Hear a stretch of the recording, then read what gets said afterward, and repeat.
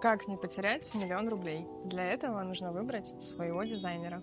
На что важно обратить внимание? Во-первых, стилистика. Посмотрите проекты, вам должен нравиться визуал. Если вы за минимализм, а дизайнер про золото и лепнину, то вряд ли вы сработаетесь. Во-вторых, реальные проекты. Не только рендеры, но и фото, видео до, после, чтобы понять, как идеи становятся реальностью. Дальше общение. Уже на первых этапах должно быть комфортно. Дизайнер должен тебя слышать и быть на одной волне. И, наконец, условия работы. Договор, этапы и что входит. Все должно быть прозрачно и удобно. Если совпадает вкус, подход и общение, поздравляю, вы нашли своего дизайнера.